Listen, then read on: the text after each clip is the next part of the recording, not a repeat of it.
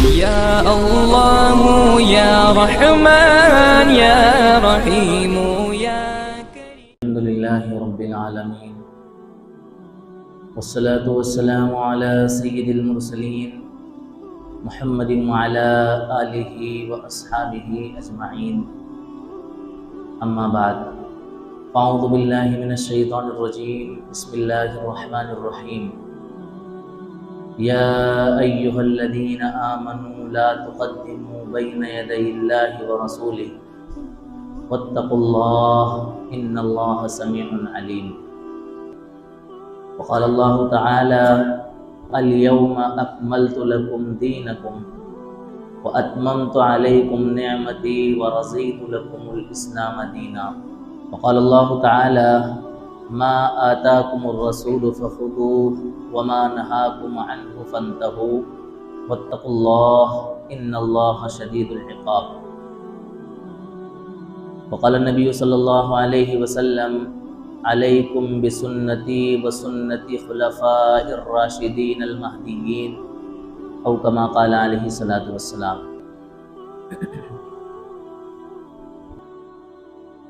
میرے محترم بزرگوں اور عزیزوں، اللہ تبارک و تعالی نے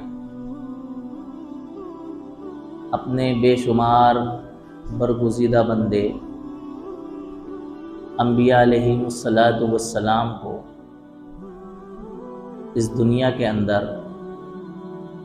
اپنا متفقہ پیغام لے کر کے بھیجا. اللہ تعالیٰ کے جو احکامات حضرت آدم علیہ السلام لے کر آئے، وہی احکامات حضرت نوح علیہ السلام لے کر آئے،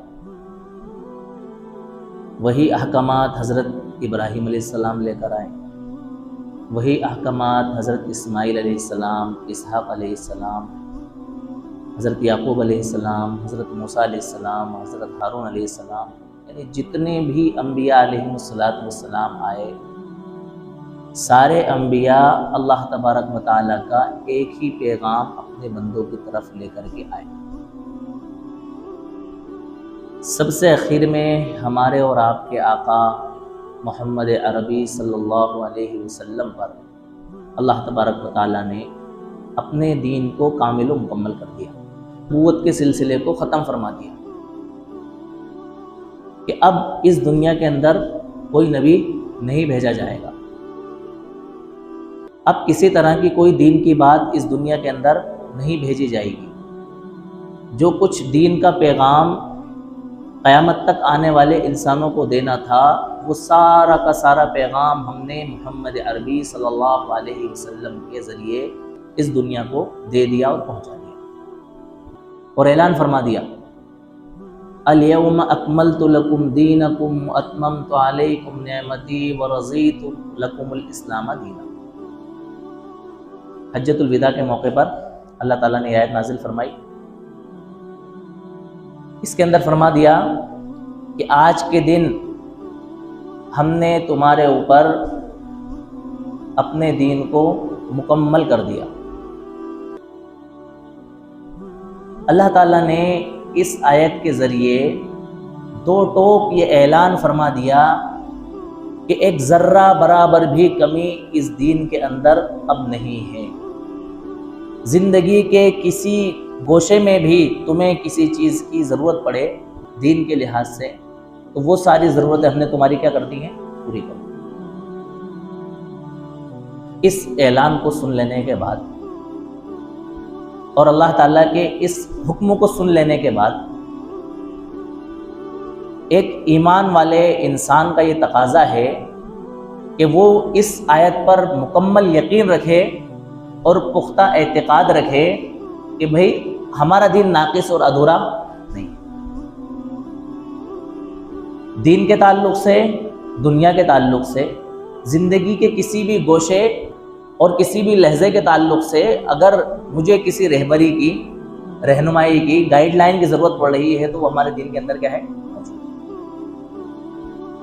یہ ہر ایمان والے کا کیا ہونا چاہیے؟ اعتقاد ہونا چاہیے.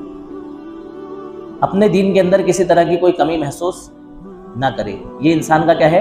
ایمانی فریضہ ہے، اس کے عقیدے کا حصہ ہے. اور اللہ کے رسول صلی اللہ علیہ وسلم نے حجۃ الوداع کے موقع پر ایک بڑا تاریخی خطبہ صحابہ کرام کے درمیان پیش کیا. بہت طویل خطبہ صلی اللہ علیہ وسلم نے. اس خطبے کے اندر آپ نے ایک ارشاد فرمایا کہ مجھ سے دین سیکھ لو، ہو سکتا ہے اس سال کے بعد میں تمہیں نہ دیکھ سکوں. کیا فرمانا اللہ کے رسول؟ مجھ سے دین سیکھ لو، ہو سکتا ہے اس سال کے بعد میں تم کو نہ دیکھ سکوں. یعنی نہ تو میں تمہیں دنیا میں دیکھ سکتا ہوں اور نہ ہی میرے روزے کے پاس میں تمہیں دیکھ سکتا ہوں.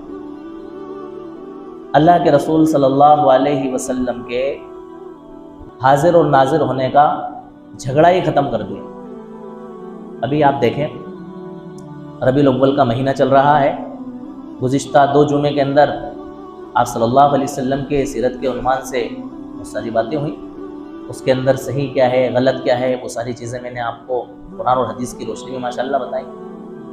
اس کے اوپر ایسا جاہلانہ برتاؤ لوگوں کی طرف سے کہ اللہ کی پناہ میں یہاں آپ کے سامنے بیان نہیں کر سکتا.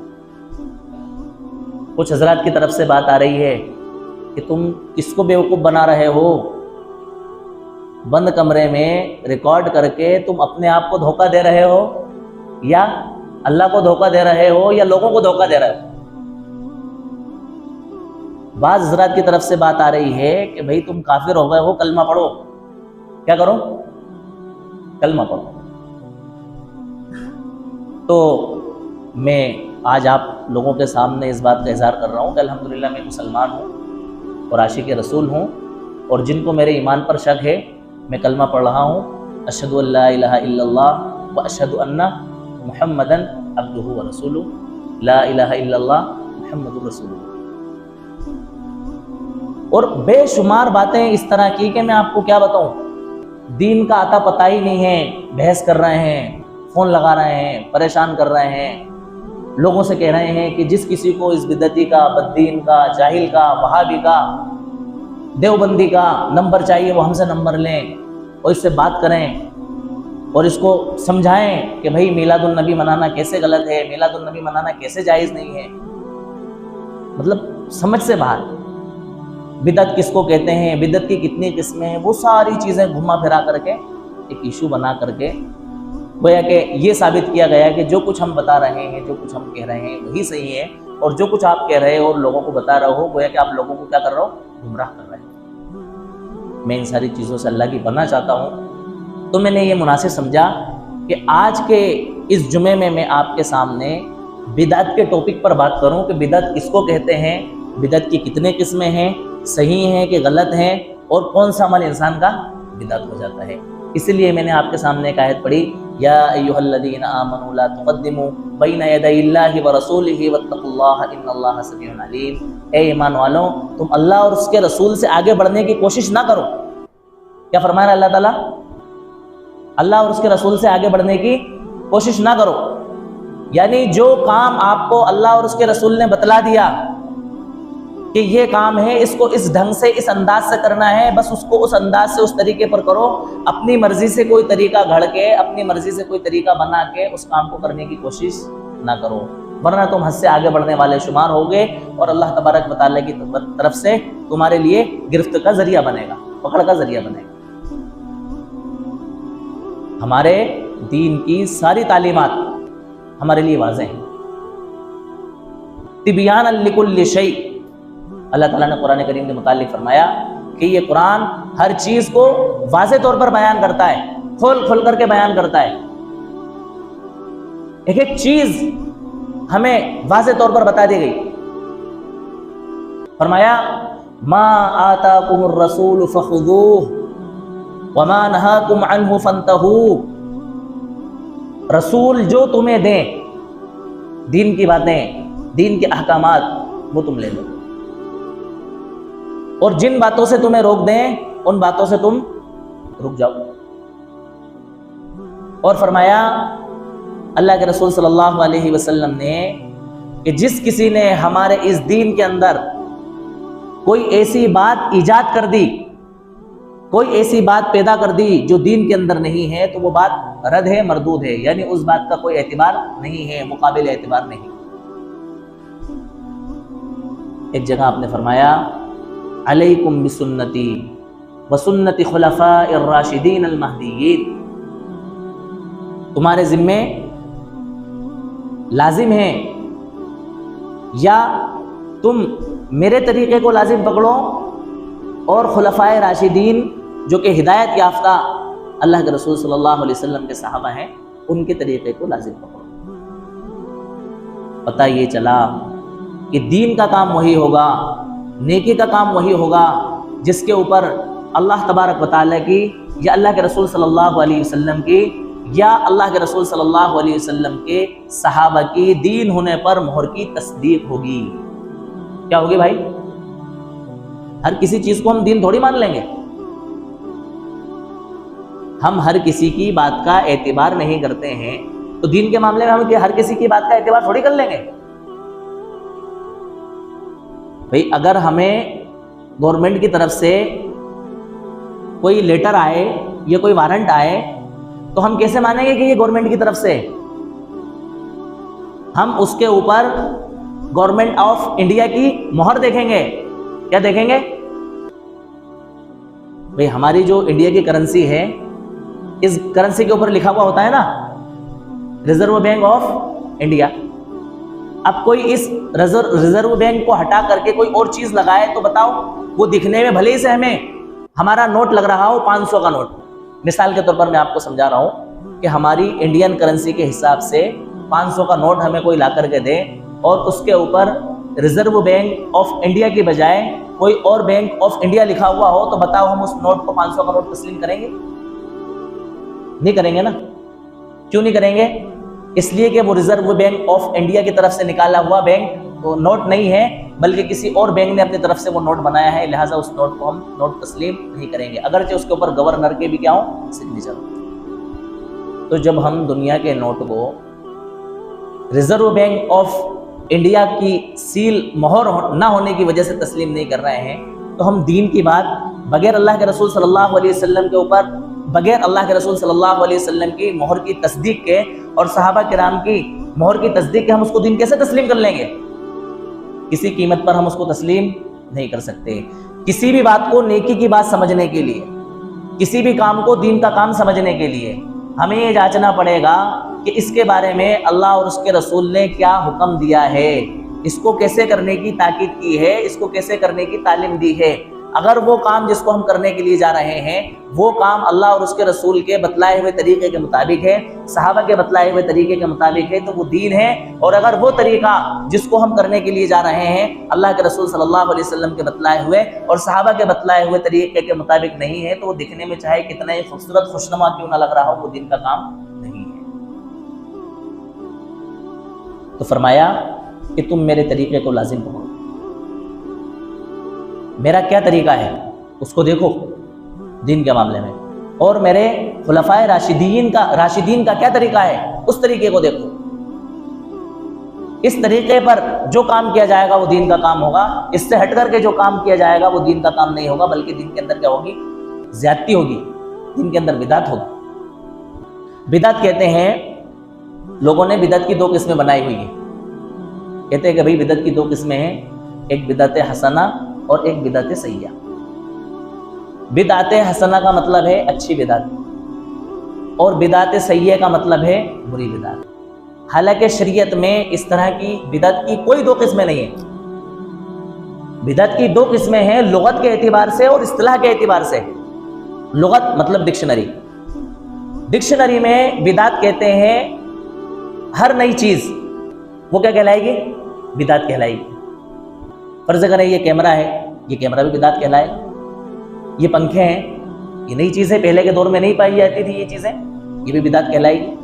ٹائلز ہیں، کرسیاں ہیں، یا اور اس طرح کی چیزیں جو پہلے کے زمانے میں نہیں پایا جایا کرتی تھی، آج کے دور کے اندر پائی جاتی ہیں، یہ لغت کے اعتبار سے کیا کہلائیں گی؟ بدعت کہلائیں گی، نئی چیز۔ اور دین کی اصطلاح میں اور شریعت کی نظر میں بدعت کہتے ہیں اس کام کو جس کا ثبوت، جس کی اتھارٹی آپ صلی اللہ علیہ وسلم کے طریقے کے مطابق نہ ہو، صحابہ کے طریقے کے مطابق نہ ہو، اس کو دین کے اندر شامل کر لیا جائے اور دین سمجھ کر کے اس کام کو انجام دیا جائے، اس کام کے نہ کرنے والے کے اوپر ملامت کی جائے، اس کو برا بھلا کہا جائے، اس کو کیا کہا جائے گا؟ بدعت کہا جائے گا۔ اب لوگوں نے یہ کہا کہ بھئی بدعت کی دو قسمیں ہیں، ایک اچھی بدعت اور ایک بری بدعت۔ اچھی بدعت جو ہے وہ کار ثواب ہے اور بری بدعت جو ہے وہ گناہ ہے، اس کے لیے دوسری چیزوں کو انہوں نے دلیل بنایا۔ بدعت کس طرح کی کوئی قسمیں نہیں ہیں۔ اللہ کے رسول صلی اللہ علیہ وسلم نے دو ٹوک اعلان فرمایا، کل بدعت ضلالہ، ہر بدعت کیا ہے؟ گمراہی ہے۔ شر الامور محدثاتها، کہ بدترین کام نئی چیزوں کا ایجاد کرنا ہے، نئی باتوں کا پیدا کرنا ہے دین کے اندر۔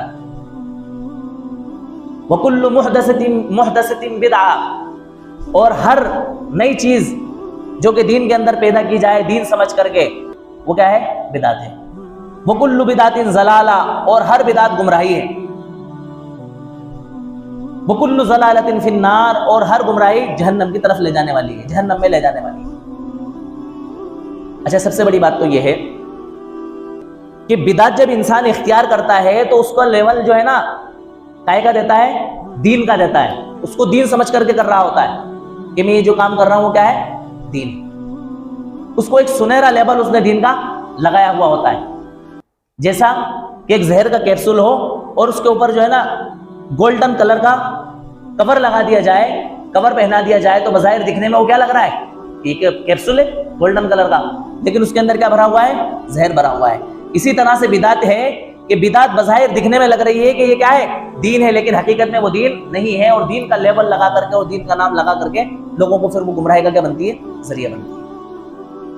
اچھا، اس بدعت کے ذریعے انسان اپنے عمل کے ذریعے اللہ تبارک و تعالیٰ اور اللہ کے رسول صلی اللہ علیہ وسلم کی طرف یہ منسوب کر رہا ہوتا ہے کہ نعوذ باللہ اللہ اور اس کے رسول نے دین ہم تک کامل اور مکمل نہیں پہنچایا، یا صحابہ کرام نے دین کے جو سمجھ ان کو ہونا چاہیے تھی وہ سمجھ ان کو نہیں ہو سکی، اور جو چیز ان کو ہم تک بتانا چاہیے تھا نعوذ باللہ وہ چیز ہم کو نہیں بتا پائے، بلکہ اس کے اندر انہوں نے کیا لیا؟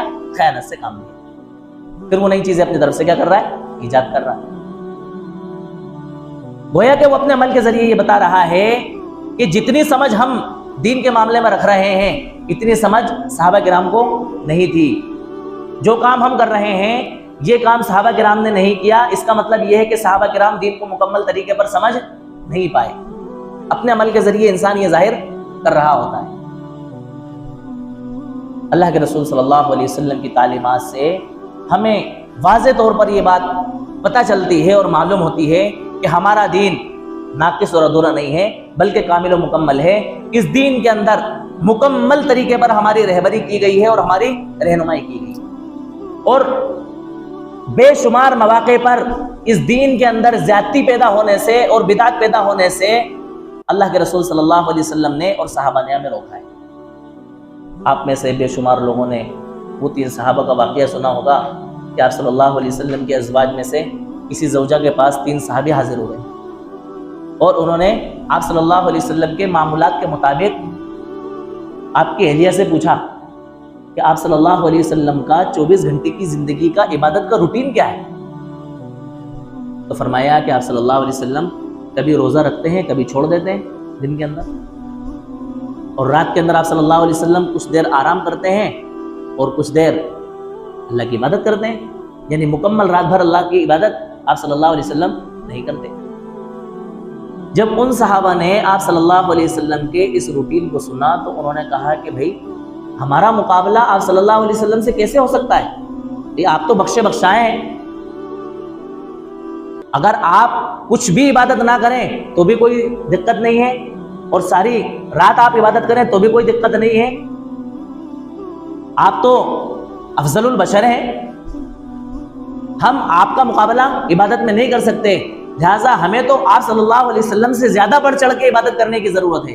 ان تینوں میں سے ایک نے کہا کہ میں زندگی بھر ہر دن روزہ رکھوں گا، کبھی بھی روزے کا ناغہ نہیں کروں گا۔ آپ صلی اللہ علیہ وسلم اگر کبھی روزہ رکھتے ہیں اور کبھی ترک کرتے ہیں تو یہ آپ کی شایع نشان ہے، ہماری شایع نشان یہ نہیں ہے کہ ہم ایک دن روزہ رکھیں اور ایک دن کیا کریں؟ چھٹی کریں، بلکہ میں زندگی بھر کیا کروں گا؟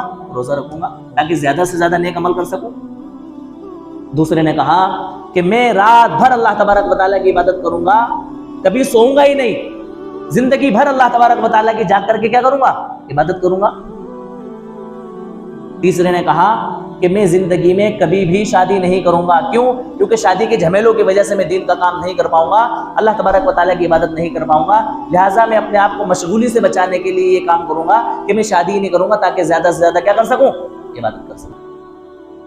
بظاہر کتنا اچھا فیصلہ ہے بھئی. اس سے بہتر بات کیا ہو سکتی ہے کہ انسان ہمیشہ روزے رکھے؟ اس سے بہتر بات کیا ہو سکتی ہے کہ انسان رات بھر اللہ تعالیٰ کی عبادت کرے؟ اس سے بہتر کیا بات ہو سکتی ہے کہ انسان اپنی بیوی بچوں میں مشغول ہونے کی بجائے اللہ تبارک و تعالیٰ کے کام میں اور دین میں مشغول ہو؟ جب آپ صلی اللہ علیہ وسلم کو ان کی اس عمل کی معلومات ہوئی اور آپ کو پتہ چلا تو آپ نے تینوں کو بلایا اور کہا کہ کیا تم نے اس طرح کی قسم کھائی ہے؟ انہوں نے کہا یا رسول اللہ ہم نے اس طرح کی قسم کھائی. فرمایا تم اپنی قسم کا کفارہ ادا کرو, اور تم نے جو یہ فیصلہ کیا ہے کہ میں ہر دن روزہ رکھوں گا, کبھی بھی چھٹی نہیں کروں گا, اس فیصلے کو ختم کرو, اپنی قسم کو توڑو اور اس کا کفارہ ادا کرو. کیوں؟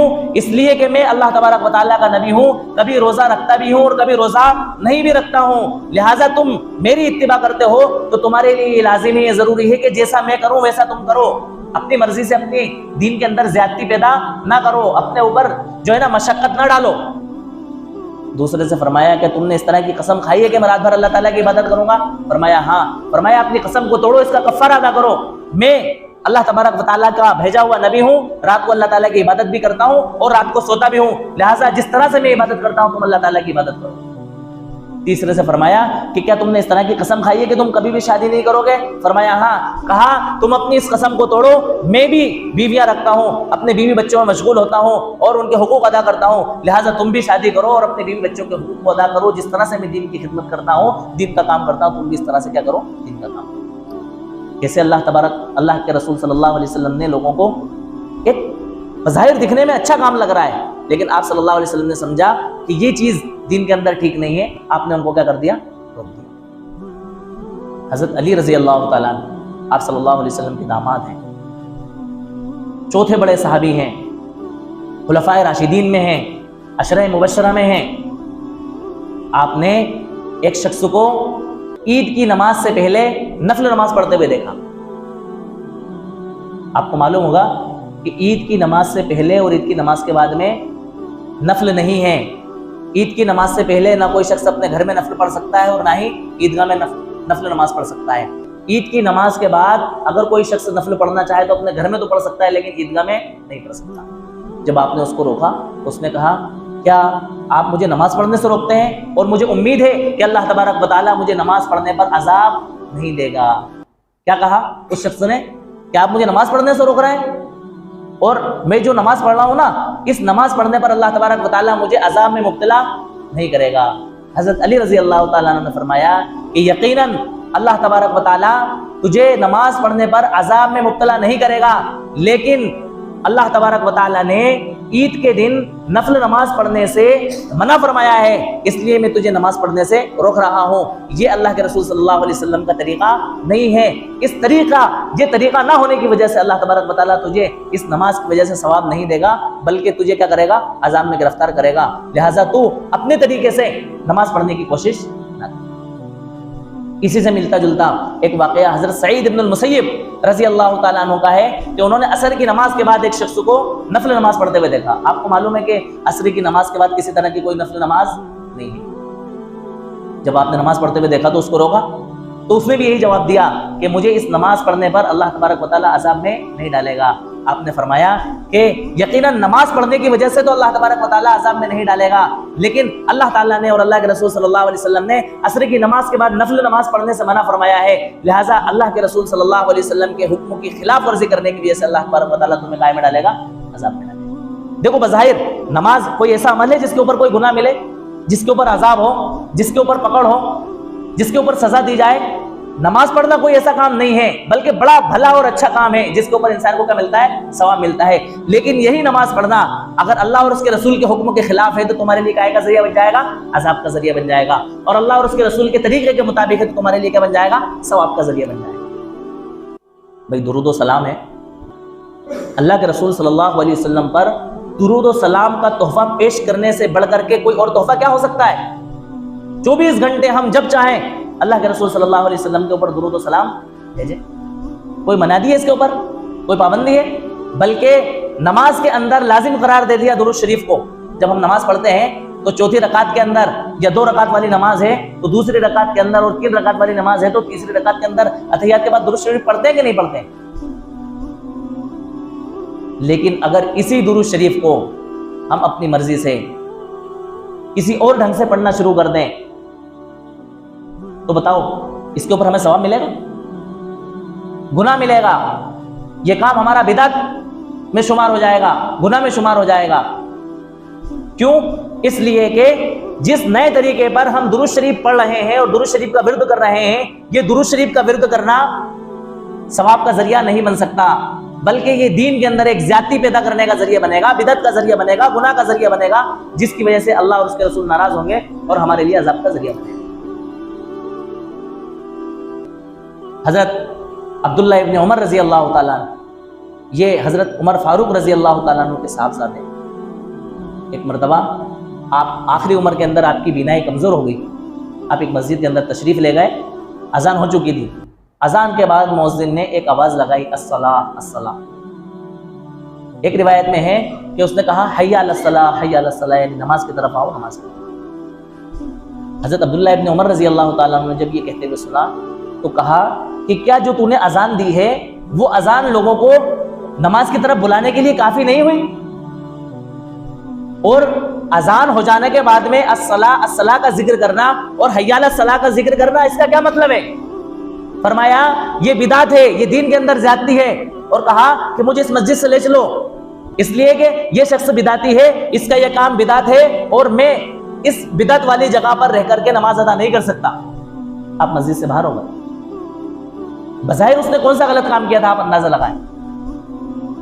دکھنے میں بظاہر کوئی غلط کام نہیں لگ رہا ہے. کیوں نہیں لگ رہا ہے؟ اس لیے کہ اس نے اذان کے بعد میں لوگوں کو نماز کے لیے ہی بلایا ہے. اس نے حی علی الصلاۃ کہہ کر کے کہا ہے کہ آؤ نماز کی طرف. اس نے الصلاۃ الصلاۃ کہہ کر کے کہا ہے کہ بھئی نماز کا وقت ہو گیا ہے، نماز کا وقت ہو گیا ہے. لیکن حضرت عبداللہ ابن عمر رضی اللہ تعالیٰ عنہ نے اس کی مخالفت اس لیے کی کہ اللہ کے رسول صلی اللہ علیہ وسلم کی زندگی میں حضرت بلال رضی اللہ تعالیٰ عنہ نے 10 سال اذان دی، اور اللہ کے رسول صلی اللہ علیہ وسلم نے کبھی بھی اذان کے بعد لوگوں کو یہ نہیں کہا کہ حی علی الصلاۃ حی علی الصلاۃ الصلاۃ الصلاۃ. حضرت عبداللہ ابن عمر رضی اللہ تعالیٰ عنہ نے اس شخص کو منع فرمایا کہ بھئی تم یہ کام انجام نہیں دے سکتے، وہاں سے نکل گئے. ایک موقع پر کسی ایک شخص کو چھینک آئی. اس نے چھینک آنے پر، جیسا کہ ہمیں حکم ہے نا کہ جب چھینک آئے تو ہمیں کیا کہنا چاہیے؟ الحمدللہ. اس نے الحمدللہ کہا، اور الحمدللہ کہنے کے بعد میں اس نے کہا والسلام علی رسول اللہ. حضرت عبداللہ ابن عمر رضی اللہ تعالیٰ عنہ نے اس کو ڈانٹا اور کہا کہ بھیا یہ جو تم نے جملے کہے ہیں اور یہ جو کلمات کہے ہیں، یہ کلمات مجھے بہت پسند ہیں، ان کلمات کو میں بھی کہتا ہوں، لیکن چھینک آنے کے بعد اللہ کے رسول صلی اللہ علیہ وسلم کی جو تعلیم ہے ہمیں وہ صرف اتنی ہے کہ ہم چھینک آنے پر الحمدللہ کہیں، والسلام علی رسول اللہ کہنے کی ہمیں اجازت نہیں ہے. اللہ کے رسول صلی اللہ علیہ وسلم نے چھینک کے موقع پر والسلام علی رسول اللہ کہنے کا ہمیں موقع نہیں دیا ہے اور اس کی تعلیم ہمیں نہیں دی ہے. لہٰذا تیرا یہ عمل کرنا بدعت میں شامل ہوگا. ایسے موقع پر صرف الحمدللہ کہا جائے گا، والسلام علی رسول اللہ نہیں کہا جائے گا. ایسے بے شمار صحابہ کرام کے واقعات ہیں جن موقعوں پر صحابہ کرام نے اپنے زمانے میں اپنے موجود لوگوں میں کوئی خرافات، کوئی بدعات، کوئی نئی چیز دین کے اندر پیدا ہوتے ہوئے دیکھی، اس چیز سے انہوں نے کیا کیا؟ ان کو روکا اور سمجھایا. لیکن ہماری قوم کا اور اس امت کا یہ حال ہے کہ اگر اس کو صحیح اور بھلی باتیں سمجھائی جائیں اور اس کو سکھایا جائے تو ان بھلی باتوں کو سیکھنے کی بجائے ان بھلی باتوں کے اندر عیب اور کمی نکالنے کی کوشش اور اس کو حجت اور دلیل بنانے کی کوشش کی جاتی ہے، اور اس کے اندر بحث و مباحثہ، پھر لڑائی جھگڑے، پھر فتنہ اور فساد، پھر وہ جہنمی، وہ بدعتی، وہ وہابی، وہ دیوبندی، یہ فلاں ٹھیکا، یہ ساری چیزیں کیا ہو جاتی ہیں؟ شروع ہو جاتی ہیں. اللہ تعالیٰ ہم سب کی بدعت سے حفاظت فرمائے، اللہ تعالیٰ ہم سب کو صحیح سمجھ عطا فرمائے. وآخر دعوانا الحمدللہ رب العالمین.